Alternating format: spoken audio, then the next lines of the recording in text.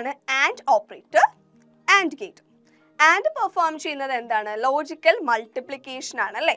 Okay, അപ്പൊ നമ്മൾ ഇവിടെ യൂസ് ചെയ്യുന്നത് ഒരു ഡോട്ട് സിമ്പിൾ ആണ് നമ്മൾ യൂസ് ചെയ്യുന്നത്. നമ്മളത് വായിക്കുന്നത് എങ്ങനെയാണ്? A and B. Okay, A and B. മറ്റത് എന്തായിരുന്നു? A or B. അപ്പോൾ ഇവിടെ ഇതിന്റെ ട്രൂത്ത് ടേബിൾ വരുന്നത് എങ്ങനെയാ നോക്കിക്കേ. 0 0 0 0 1 0 1 0 0 1 1 1. ഓക്കെ, അപ്പൊ ഇവിടെ വരുമ്പോഴേക്ക് എന്താ? ഇത് 1 1 1 എന്ന് പറയുമ്പോൾ 1, ബാക്കിയെല്ലാം സീറോസ് ആണ്. ഓക്കെ, മറ്റടുത്ത് എന്തായിരുന്നു? 0 0 0 ആയിരുന്നു, ബാക്കിയെല്ലാം 1 ആയിരുന്നു അല്ലേ? അപ്പൊ അങ്ങനെ പഠിച്ചു വെച്ചാൽ മതി, അങ്ങനെ നോക്കി പഠിക്കുക. തിരിഞ്ഞു പോകരുത് ഒരിക്കലും. നിങ്ങൾക്ക് തിരിഞ്ഞു പോകാനുള്ള ചാൻസ് വളരെ കൂടുതലാണ്, പക്ഷെ തിരിഞ്ഞു പോവാതെ ശ്രദ്ധിച്ചു പഠിക്കുക. ഓക്കെ, അപ്പോൾ ഇവിടെ ലോജിക് ഗേറ്റ് വരയ്ക്കുമ്പോൾ നോക്കിക്കുക, ഇവിടെ ഷേപ്പ് വ്യത്യാസം ഉണ്ടല്ലേ? നമ്മൾ ഓറിന്റെ പറഞ്ഞപ്പോഴേക്കും നമുക്ക് ഇങ്ങനൊരു ഷേപ്പായിരുന്നു അല്ലേ? അപ്പോൾ നമ്മുടെ ആൻഡ് വരുമ്പോഴേക്കും നമ്മളൊരു റെക്റ്റാങ്കിൾ വരയ്ക്കുന്ന പോലെ ഇങ്ങനെ വരയ്ക്കുക, എന്നിട്ട് ഇവിടെ ഒരു സർക്കിൾ പോലെ അങ്ങനെ വരയ്ക്കുക കണക്ട് ചെയ്തിട്ട്. ഓക്കെ, ഒരു ആർക്ക് വരയ്ക്കുന്ന പോലെ വരയ്ക്കാം. അപ്പോൾ ഇങ്ങനെയാണ് ഇതിന്റെ സ്ട്രക്ചർ വരുന്നത്. ഇതിന്റെ ലോജിക് ഗേറ്റ് എ ഇവിടെ വരും, ബി ഇവിടെ, 2 ഇൻപുട്ട് ഉണ്ട്. അത് കഴിഞ്ഞ് നമുക്ക് സിംഗിൾ ഒരു ഔട്ട്പുട്ട് ആയിട്ട് കിട്ടി. ഓക്കെ അല്ലേ? അപ്പോൾ ഇവിടെ ഒരു 3 എണ്ണം വരുവാണെങ്കിൽ നോക്കിക്കേ, A and B and C. അങ്ങനെ വരുവാണെങ്കിലോ 0 0 0, അങ്ങനെ ഫുൾ ഇതെല്ലാം സീറോസ് അല്ലേ? ലാസ്റ്റ് 1 1 1 എന്ന് പറയുമ്പോൾ മാത്രമാണ് 1 വരുന്നത്. ഓക്കെ, അപ്പൊ ഇതിനെ എങ്ങനെ വരയ്ക്കും? സെയിം ആ ഒരു സംഭവം തന്നെ. ഇവിടെ ഒന്നുമില്ല, നമ്മൾ ആ ഒരു ഏതാണ് ഷേപ്പ്, ആ ഒരു ഗേറ്റിന്റെ ഷേപ്പ് നിങ്ങൾ നോട്ട് ചെയ്ത് വെക്കുക. എന്നിട്ട് ഇൻപുട്ട് എന്തൊക്കെയുണ്ടോ അത് ഇവിടെ നിന്ന് ഇൻപുട്ട് ചെയ്യാം. എന്നിട്ട് എന്താണ്, നമുക്ക് ഇതിൽ കൂടെ കൊടുക്കുമ്പോൾ നമുക്ക് സിംഗിൾ ഔട്ട്പുട്ട് ആയിട്ടല്ലേ കിട്ടുക. ലോജിക് ഗേറ്റ് എന്തിനാണ് യൂസ് ചെയ്യുന്നത്? എത്ര ഇൻപുട്ട് ഉണ്ടെങ്കിലും അതിന് സിംഗിൾ ലോജിക്കൽ ഔട്ട്പുട്ട് ആയിട്ട് എടുക്കുക. അപ്പൊ എന്താ, നമുക്കത് സിംഗിൾ ലോജിക്കൽ ഔട്ട്പുട്ട് ആയിട്ട് കിട്ടും. ക്ലിയർ അല്ലേ? ഓക്കെ, ഇനി അടുത്തത് വരുന്നതാണ് not operator, not gate. Okay, not എന്ന് പറയുന്നത് എന്താ? അതൊരു യൂണറി ഓപ്പറേറ്റർ ആണ്. അതായത് ഇതിന് ഒരു ഓപ്പറാൻഡ് മതി പെർഫോം ചെയ്യാനായിട്ട്. ഓക്കെ, ഇവിടെ എന്താ ചെയ്യുന്നത്? ലോജിക്കൽ നെഗേഷൻ ആണ് ഇവിടെ ചെയ്യുന്നത്. നമ്മളിവിടെ യൂസ് ചെയ്യുന്ന സിമ്പിൾ എന്ന് പറയുന്നത് ഒരു ഓവർ ബാർ ആണ് കേട്ടോ. അതായത് ഇങ്ങനെ നമ്മൾ എഴുതുന്നതിന് നമ്മൾ എ ബാർ എന്ന് വിളിക്കും. അതെല്ലാം നമുക്ക് ഇങ്ങനെ എഴുതാം. ഇങ്ങനെ എഴുതുമ്പോൾ നമ്മൾ അതിന് എന്താ വിളിക്കുന്നത്? എ ഡാഷ് എന്ന് വിളിക്കും. ഓക്കെ, അതായത് ഇത് എ ബാർ, ഇങ്ങനെ എഴുതിയാൽ എ ഡാഷ്. ഓക്കെ അല്ലേ? A NOT gate is also known as inverter. ഇതിനെ ഇൻവെർട്ടർ എന്ന് കൂടി വിളിക്കും. ഓക്കെ, ആ ഒരു പേരും നോട്ട് ചെയ്യുക. എന്താണ്? A NOT gate is also known as inverter. Okay, it has only one input and one output. The input is always changed into its opposite state. Okay, നമ്മൾ കോംപ്ലിമെന്റ് ചെയ്തല്ലേ? നമ്മൾ 1's കോംപ്ലിമെന്റ് 2's കോംപ്ലിമെന്റ് നമ്മൾ ചെയ്തില്ലേ? അപ്പോൾ എന്താ സംഭവിച്ചത്? നമ്മൾ നേരെ 1-നെയൊക്കെ 0 ആക്കി, 0-നെയൊക്കെ 1 ആക്കിയില്ലേ? ആ ഒരു സെയിം സംഭവം തന്നെയാണ് ഇവിടെ വരുന്നത്. നമ്മൾ നോട്ട് എഴുതാന്ന് പറഞ്ഞു കഴിഞ്ഞാൽ, ഇപ്പം A0 ആണെങ്കിൽ നോട്ട് എ എന്ന് പറഞ്ഞു കഴിഞ്ഞാൽ അത് 1, A1 ആണെങ്കിൽ നോട്ട് എ എന്ന് പറഞ്ഞു കഴിഞ്ഞാൽ അത് 0. മനസ്സിലായല്ലോ? അപ്പോൾ നമ്മൾ ഒരു ഓപ്പറാൻഡേ ഉള്ളൂ, അത് എന്താണോ അതിന്റെ പൊസിഷൻ അത് ചേഞ്ച് ചെയ്യും. അതാണ് ഇവിടുത്തെ എന്താ ഇവിടെ പെർഫോം ചെയ്യുന്ന ഓപ്പറേഷൻ. ഓക്കെ, അപ്പൊ അതിന്റെ എങ്ങനെയാണ് അതിന്റെ ലോജിക് ഗേറ്റ് വരുന്നതെന്ന് നോക്കിക്കേ. ഇവിടെ നിന്ന് എ നമ്മൾ ഇൻപുട്ട് ചെയ്തു, കണ്ടോ? ഇവിടെ നമുക്ക് വരുമ്പോൾ ഒരു ട്രയാങ്കിളും പിന്നെ അതിന്റെ അറ്റത്തൊരു സർക്കിൾ. ഇങ്ങനെയാണ് ഇതിന്റെ ഗേറ്റ് വരുന്നത്. ഓക്കെ, അപ്പൊ ഇവിടെ നിന്ന് നമ്മൾ എ കൊടുത്തു, അപ്പൊ ഇവിടെ നമുക്ക് എന്ത് കിട്ടും? എ ഡാഷ് അല്ലെങ്കിൽ എ ബാർ കിട്ടും. ക്ലിയർ ആയോ? അപ്പൊ ഇങ്ങനെയാണ് നമ്മുടെ നോട്ട് ഗേറ്റിന്റെ ലോജിക് ഗേറ്റ്. നോട്ട് ഗേറ്റിന്റെ ലോജിക് ഗേറ്റിന്റെ സിമ്പിൾ എങ്ങനെയാ വരുന്നത്?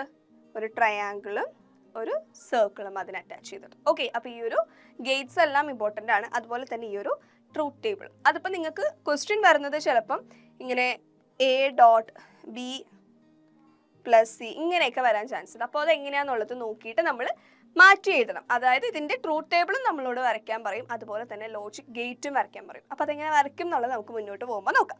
അപ്പോൾ ഇത്രയും 3 ഗേറ്റ്സ് 3 ഓപ്പറേറ്ററും എങ്ങനെയാണെന്നുള്ളത് ക്ലിയർ ആയില്ലേ? ഓക്കെ അല്ലേ? അടുത്തത് വരുന്നതാണ് basic postulates of Boolean algebra. Simply ഇത് നമ്മൾ എഴുതിയ ആ ഒരു ട്രൂത്ത് ടേബിൾ പോലെ തന്നെയാണ്. നമുക്ക് നോക്കാം ഏതൊക്കെയാണെന്നുള്ളത്. ഫസ്റ്റ് പോസ്റ്റ്ലേറ്റ് എന്താ? Principles of 0 and 1. അതായത് എ നോട്ട് ഈക്വൽ ടു 0 എന്നാണെങ്കിൽ എ ഈക്വൽ ടു 1 ആയിരിക്കും. If A not equal to 1 എന്താണ്? എ ഈക്വൽ ടു 0 ആയിരിക്കും. അറിയാം അല്ലേ? ഓക്കെ, ദെൻ സെക്കൻഡ് പോസ്റ്റ്ലേറ്റ് എന്താ? ഓർ ഓപ്പറേഷൻ, ലോജിക്കൽ അഡീഷനിൽ വരുന്നതാണ്. 0 + 0 എന്ന് പറയുന്നത് 0 ആണ്. Then 0 + 1 is 1, 1 + 0 1, 1 + 1 1. അത് നമ്മുടെ ട്രൂത്ത് ടേബിൾ തന്നെയാണ്. ഓക്കെ, അതുപോലെ തന്നെ പോസ്റ്റ്ലേറ്റ് 3 എന്താ വരുന്നത്? ആൻഡ് ഓപ്പറേഷൻ, ലോജിക്കൽ മൾട്ടിപ്ലിക്കേഷൻ ആണ്. 0 and 0 എന്ന് പറയുന്നത് 0, 0 and 1 എന്ന് പറയുമ്പോൾ 0, 1 and 0 എന്ന് പറയുമ്പോൾ 0, 1 and 1 എന്ന് പറയുമ്പോൾ 1. ഓക്കെ, അതും നമുക്ക് ആ ഒരു ടേബിൾ തന്നെ നമ്മൾ അത് നേരെ ഇങ്ങനെ എഴുതിയെന്നുള്ളൂ. ആ ഒരു എക്സ്പ്രഷൻ ആയിട്ട്, ബൂലിയൻ എക്സ്പ്രഷൻ ആയിട്ട് നമ്മൾ എഴുതിയെന്നുള്ളൂ. ദെൻ നോട്ട് ഓപ്പറേഷൻ എന്ന് പറയുമ്പോൾ എന്താ? Logical negation or complement rule അല്ലേ? 0 ബാർന്ന് നമ്മൾ എഴുതി കഴിഞ്ഞ് കഴിഞ്ഞാൽ അത് 1 ആയിരിക്കും, 1 ബാർന്ന് എഴുതി കഴിഞ്ഞ് കഴിഞ്ഞാൽ 0 ആയിരിക്കും. സെയിം ആ ഒരു ട്രൂത്ത് ടേബിൾ നിങ്ങൾക്ക് ഓക്കെ ആണെങ്കിൽ ഇതൊരു പോസ്റ്റ്ലേറ്റ് ആയിട്ട് മാറ്റി എഴുതാനും എളുപ്പമായിരിക്കും. ക്ലിയർ ആണല്ലോ.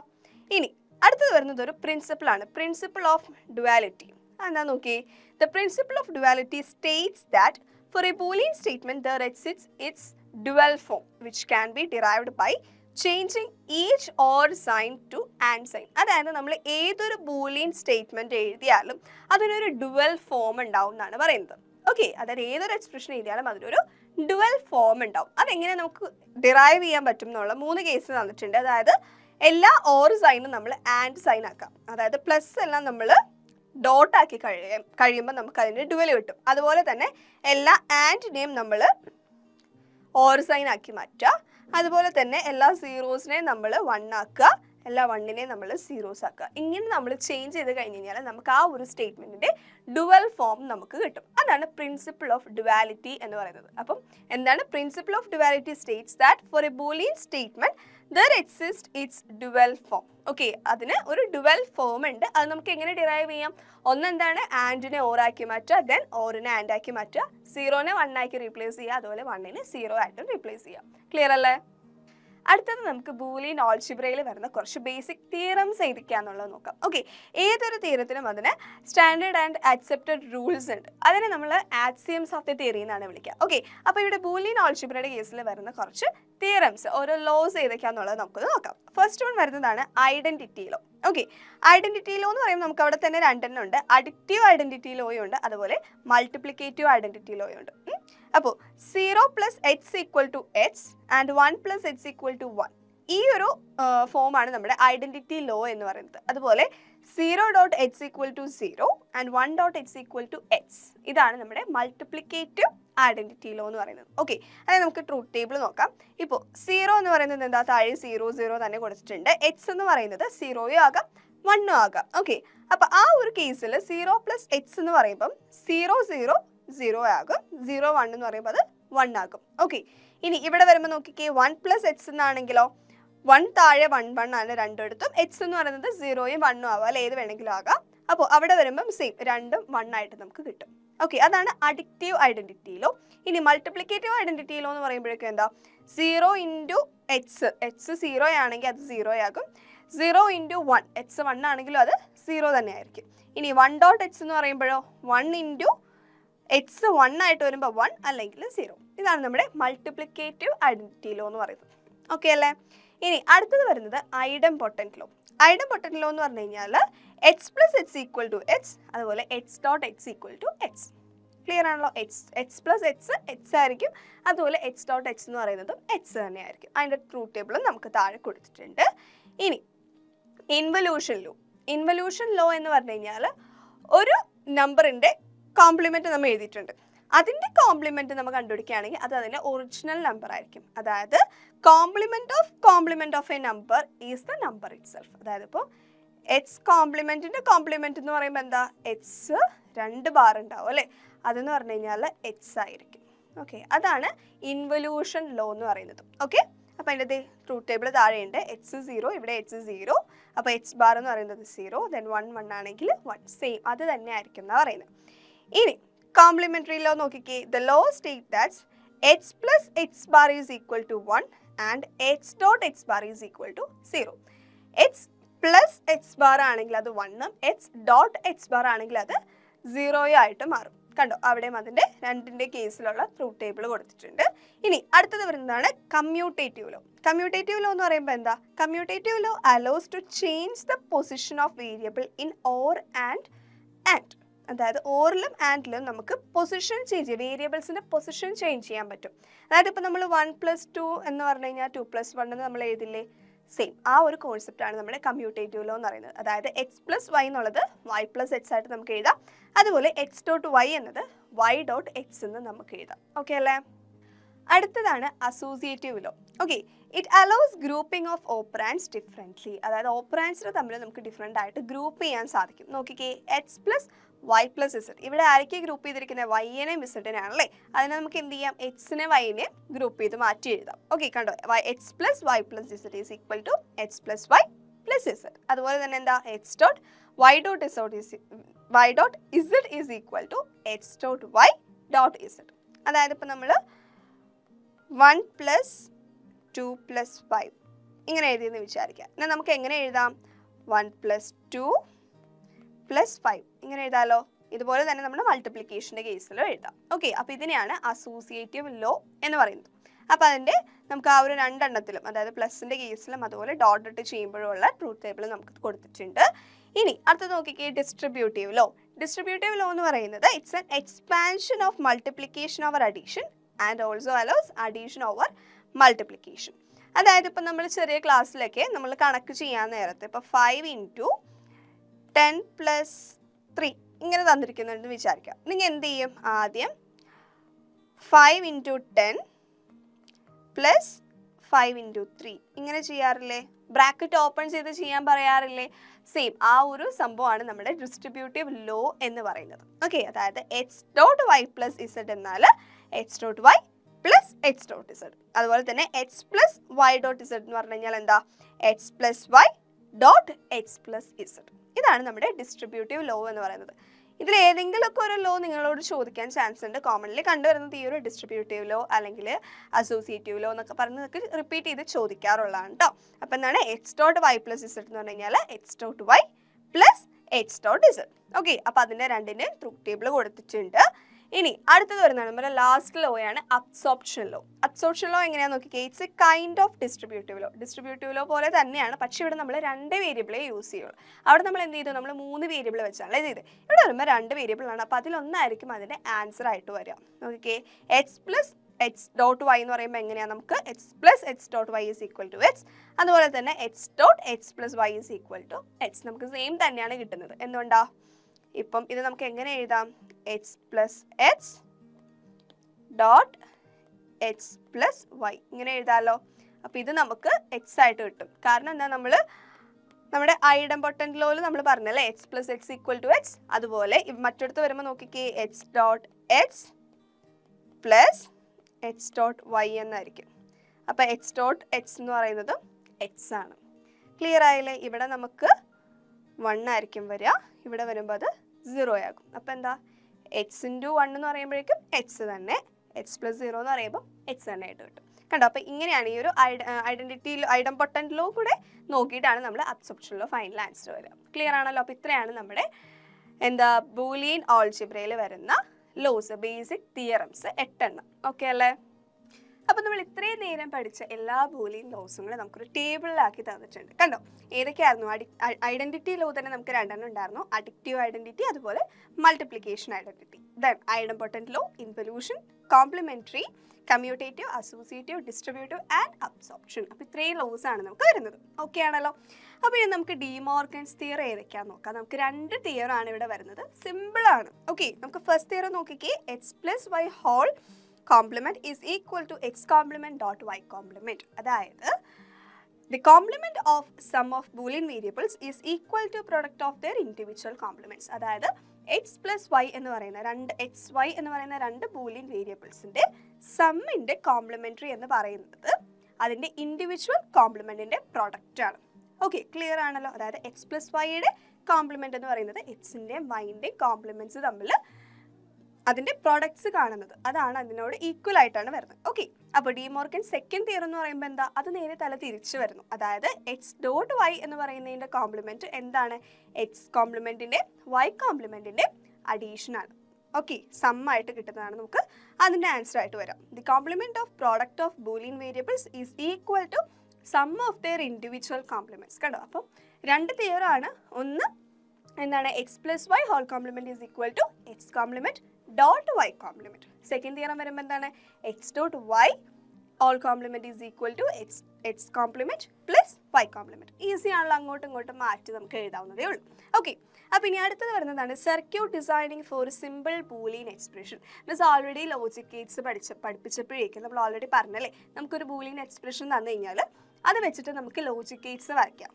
അപ്പോൾ നമുക്ക് ഈ ഒരു ഓറും ആൻഡും നോട്ടും ഈ 3 ഗേറ്റ്സ് യൂസ് ചെയ്തിട്ട് നമുക്കൊരു ബൂലിയൻ എക്സ്പ്രഷന്റെ ലോജിക് ഗേറ്റ് വരയ്ക്കാൻ പറ്റും. അപ്പോൾ അതെങ്ങനെയാണെന്ന് നോക്കാം. ക്വസ്റ്റ്യൻ നോക്കിക്കേ. Construct a logical circuit for Boolean expression f of xy is equal to x dot y plus Y bar. Okay, അപ്പം നമ്മുടെ ക്വസ്റ്റ്യൻ എന്താണ്? X dot Y plus Y bar. അപ്പം എന്ത് ചെയ്യണം? നമുക്ക് ആദ്യം എക്സ് ഡോട്ട് വൈ കണ്ടുപിടിക്കണ്ടേ? അപ്പം അതിന് എന്ത് ചെയ്യാം? നമുക്ക് എക്സും വൈയും നമ്മൾ ഇവിടെ നിന്ന് കൊടുത്തു, എക്സും വൈയും കൊടുത്തു. എന്നിട്ട് എന്താണ്? എക്സ് ഡോട്ട് വൈ ആണ്. അപ്പം നമുക്ക് ഏത് ഓപ്പറേറ്ററാണ് വേണ്ടേ? ആൻഡ് ഓപ്പറേറ്റർ ആണല്ലേ. ഓക്കെ, അപ്പം ആൻഡ് ഗേറ്റ് നമ്മൾ വരച്ചു. അപ്പം നമുക്ക് എന്ത് കിട്ടി? എക്സ് ഡോട്ട് വൈ കിട്ടി. ഇനി നമുക്ക് എന്ത് വേണം? വൈ കോംപ്ലിമെന്റ് വേണം അല്ലേ. അപ്പം അതിന് എന്ത് ചെയ്യുക? നമുക്ക് നോട്ട് ഓപ്പറേറ്റർ എടുക്കാം. വൈയിൽ നിന്നൊരു നോട്ട് ഓപ്പറേറ്റർ കൊടുത്തു, നോട്ട് ഗേറ്റ് കൊടുത്തു. അപ്പം നമുക്ക് എന്ത് കിട്ടി? വൈ ബാർ കിട്ടി. ഓക്കെ, ഇനിയിപ്പോൾ ഈ ഒരു എക്സ് ഡോട്ട് വൈനെ വൈ ബാറിനെ നമുക്ക് എന്ത് ചെയ്യണം? ഇവിടെ പ്ലസ് ആണ്, അതായത് ഓർ ഓപ്പറേഷൻ ചെയ്യണം. അപ്പം നമുക്കിവിടെ ഓർ ഗേറ്റ് നമ്മൾ വരച്ചു. അപ്പം നമുക്ക് എന്ത് കിട്ടി? X dot Y plus Y bar. കണ്ടല്ലോ? അപ്പം നമുക്ക് കിട്ടിയതുണ്ടോ? അതായത് ഇങ്ങനെ നമ്മൾ കമ്പൈൻ ചെയ്തിട്ട് നമ്മൾ അതിൻ്റെ ലോജിക് ഗേറ്റ് വരയ്ക്കുക. സിമ്പിൾ ആണല്ലോ. അപ്പോൾ അതുപോലത്തെ കുറച്ച് ക്വസ്റ്റ്യൻസ് ചെയ്ത് നോക്കുക, വർക്കൗട്ട് ചെയ്ത് നോക്കുക കേട്ടോ. ഓക്കെ, ഇനി നമ്മുടെ ചാപ്റ്ററിലെ ലാസ്റ്റ് ടോപ്പിക്കായിട്ട് വരുന്നതാണ് universal Gates. NAND and nor. ഇത് രണ്ടെണ്ണമാണ് നമ്മുടെ യൂണിവേഴ്സൽ ഗേറ്റ്സ് എന്ന് നമ്മൾ പറയുന്നത്. Okay, a universal gate is a gate which can implement any boolean function without using any other gate type. മറ്റു ഗേറ്റ് ടൈപ്പിൻ്റെ ഹെൽപ്പ് ഇല്ലാതെ തന്നെ നമുക്ക് ഏതൊരു ബൂലിയൻ ഫംഗ്ഷനും ഈ ഒരു യൂണിവേഴ്സൽ ഗേറ്റ്സ് വെച്ചിട്ട് നമുക്ക് ഇംപ്ലിമെൻറ്റ് ചെയ്യാൻ സാധിക്കും എന്നാണ് പറയുന്നത്. ഓക്കെ, നമുക്ക് ഫസ്റ്റത്തെ തന്നെ നോക്കാം. എന്തായിരുന്നു? NAND gate. നാൻഡ് ഗേറ്റ് എന്ന് പറഞ്ഞു കഴിഞ്ഞാൽ ആൻഡ് ഗേറ്റിൻ്റെ ഔട്ട്പുട്ടിനെ നോട്ട് വെച്ചിട്ട് ഇൻവേർട്ട് ചെയ്തത്. ഓക്കെ, അതായത് ആൻഡ് ഗേറ്റിൻ്റെ ഔട്ട്പുട്ട് അതിന് നമ്മൾ എന്ത് ചെയ്യുന്നു? നോട്ട് ഗേറ്റ് വെച്ചിട്ട് ഇൻവേർട്ട് ചെയ്യുന്നു. അതാണ് നാൻഡ്. ഓക്കെ, നമുക്ക് ഫിഗർ നോക്കിക്കേ. എ ബി എന്ന് പറഞ്ഞ രണ്ടെണ്ണം വന്നിട്ടുണ്ട്. അതെങ്ങോട്ട് പോയി? ആദ്യം ആൻഡ് ഗേറ്റിൽ പോയി. അപ്പോൾ നമുക്ക് എന്ത് കിട്ടി? എ ഡോട്ട് ബി കിട്ടി. ആ എ ഡോട്ട് ബിനെ നമ്മൾ എന്ത് ചെയ്യുന്നു? ഇൻവേർട്ട് ചെയ്യുന്നു. എങ്ങനെ? നോട്ട് ഗേറ്റ് വെച്ചിട്ട്. അപ്പോൾ നോട്ട് ഗേറ്റ് വെച്ച് ഇൻവേർട്ട് ചെയ്തപ്പോൾ നമുക്ക് എന്ത് കിട്ടി? A dot B whole complement എന്ന രീതിയിൽ കിട്ടി. കണ്ടോ? അപ്പോൾ നമുക്കിത് എങ്ങനെ വരയ്ക്കാം? ഈ ഒരു ട്രയാങ്കിളിനെ നമ്മൾ അവോയ്ഡ് ചെയ്തിട്ട് ആ ഒരു സർക്കിൾ നമ്മൾ ഇതിനോട് ചേർത്ത്, ഈ ഒരു ആൻഡ് ഗേറ്റിനോട് ചേർത്ത് ആ ഒരു സർക്കിൾ വരച്ച് ചെയ്യുമ്പോൾ നമുക്ക് എന്തായി? നാൻഡ് ഗേറ്റിൻ്റെ ലോജിക് ഗേറ്റായി. ഓക്കെ, നാൻഡ് ഓപ്പറേറ്ററിൻ്റെ ലോജിക് ഗേറ്റായി. ക്ലിയർ ആണല്ലോ? അപ്പോൾ ഇതുപോലെ തന്നെ നമുക്ക് നോറും ക്രിയേറ്റ് ചെയ്യാം. നോർ എന്ന് പറയുന്നത് എന്താണ്? ഓർ ഗേറ്റിൻ്റെ ഔട്ട്പുട്ടിനെ നോട്ട് വെച്ചിട്ട് ഇൻവേർട്ട് ചെയ്തത്. ഓക്കെ, അതായത് നോർ ഗേറ്റിൻ്റെ ഔട്ട്പുട്ടിനെ നമ്മൾ നോറ് വെച്ചിട്ട് ഇൻവേർട്ട് ചെയ്തതാണ്, നോട്ട് വെച്ചിട്ട് ഇൻവേർട്ട് ചെയ്തതാണ് നോർ ഗേറ്റ് എന്ന് പറയുന്നത്. ഓക്കെ ആണോ? നോക്കിക്കേ, ഇവിടെ ഫിഗർ നോക്കിക്കേ. എ ബി എന്ന് പറയുന്നത് ഓർ ഗേറ്റിലൂടെ പാസ് ചെയ്തു. എന്നിട്ട് നമ്മൾ എന്ത് ചെയ്തു? നോട്ട് വെച്ചിട്ട് നമ്മൾ ഇൻവേർട്ട് ചെയ്തു. എന്നിട്ട് എന്താ ഇവിടെ ചെയ്തത്? നമ്മൾ ആ ഒരു ട്രയാങ്കിൾ അവോയ്ഡ് ചെയ്തിട്ട് ആ ഒരു സർക്കിൾ ഓർ ഗേറ്റിൻ്റെ അടുത്തേക്ക് കൊണ്ടുവന്ന് വെച്ചു. അപ്പോൾ എന്തായി? നോർ ഗേറ്റായി. മനസ്സിലായോ? അപ്പോൾ ഇങ്ങനെയാണ് നമ്മൾ യൂണിവേഴ്സൽ ഗേറ്റ്സ് വരയ്ക്കുന്നത്. അപ്പോൾ ഇത് വെച്ചിട്ട് നമുക്ക് ബൂലിയൻ ഫംഗ്ഷൻസ് നമുക്ക് ഇംപ്ലിമെൻറ്റ് ചെയ്യാനായിട്ട് സാധിക്കും. അപ്പം ഈ ടോപ്പിക്സ് ഇത്രയും ക്ലിയർ ആയാലോ? ചെറിയ ചെറിയ ടോപ്പിക്സ് ആയിരുന്നു അല്ലേ? നമ്മൾ ലോസ് പഠിച്ചു, അത് കഴിഞ്ഞ് ഡി മോർഗൻസ് തിയറം പഠിച്ചു, പിന്നെ എന്തായിരുന്നു? നമ്മുടെ യൂണിവേഴ്സൽ ഗേറ്റ്സ്. ക്ലിയർ ആണല്ലോ? ഓക്കെ അല്ലേ? അങ്ങനെ നമ്മൾ ചാപ്റ്റർ കംപ്ലീറ്റ് ചെയ്തല്ലേ. അപ്പോൾ നമ്മൾ ഇത്രയും പഠിച്ചത് ബേസ് ചെയ്ത് കുറച്ച് ക്വസ്റ്റ്യൻസ് നോക്കിയാലോ?